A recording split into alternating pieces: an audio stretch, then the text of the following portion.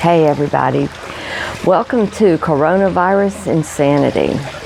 So my doctor's office just called to tell me that if I go out, I should be wearing a mask, and that if I don't have to go out, I should not go out.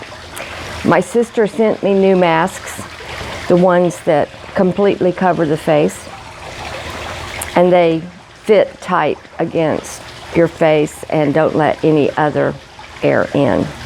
So I'll be wearing these when I go out instead of the ones that let the particles in.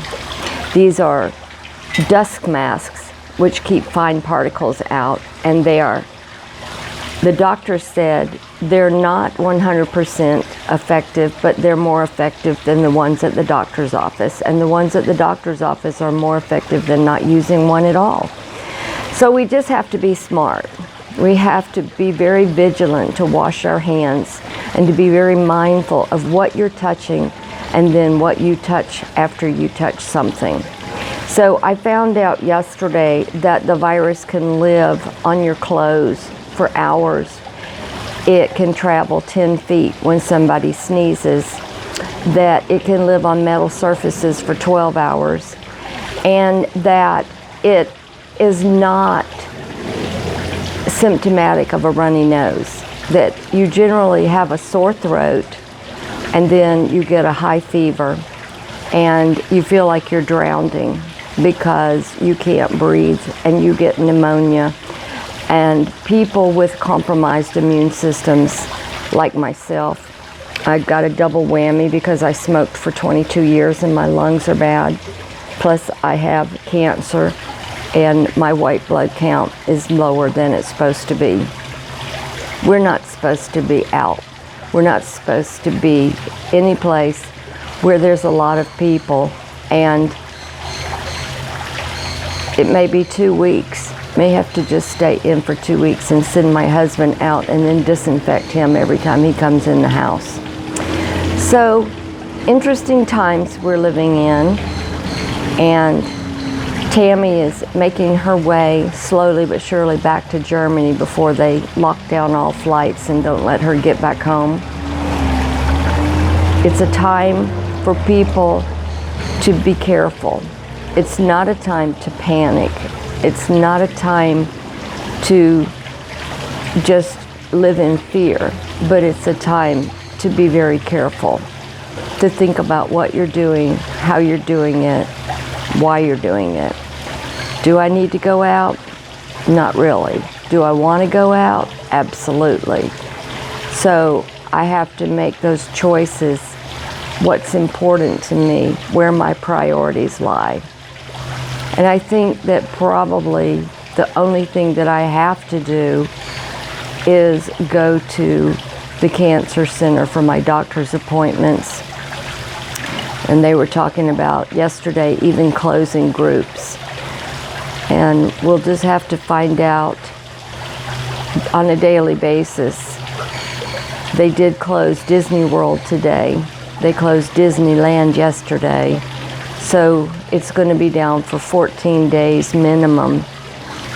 And so you know that it's serious if a huge corporation is willing to risk that kind of money. You know that they're doing what they can. They've closed the schools because I've heard them say on the news that children are not good at washing their hands. They're not good at being mindful of what they do with their hands and where they touch and what they touch. And so it's best to keep the children out of schools and away from each other so that they can contain the virus wherever it is. I know that the numbers in Orlando doubled overnight. They went from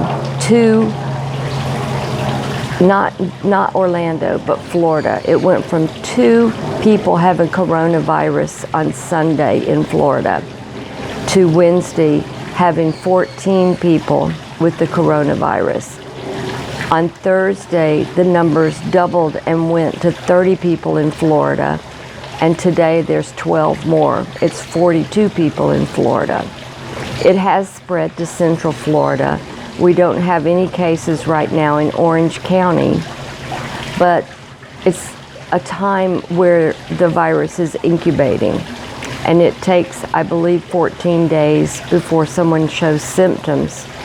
So if somebody was in Orlando or Orange County within the last 2 weeks, it would be 14 days before anybody would show symptoms. So just a note today to tell everybody that I'm praying for you. I'm praying for safety for my family, my grandchildren, my mom.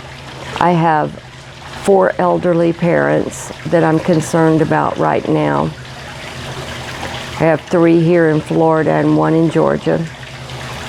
And I'm concerned for all of them.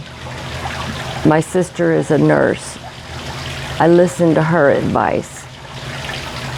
She said that it would be highly likely that if anybody over 85 were to get the virus, that they probably wouldn't survive it.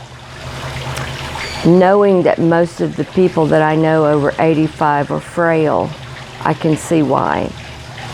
So let's be especially mindful to watch after the elderly, help them out, help them get groceries, keep them at home and away from places where the virus might be. Thank you, and God willing, we'll be back tomorrow.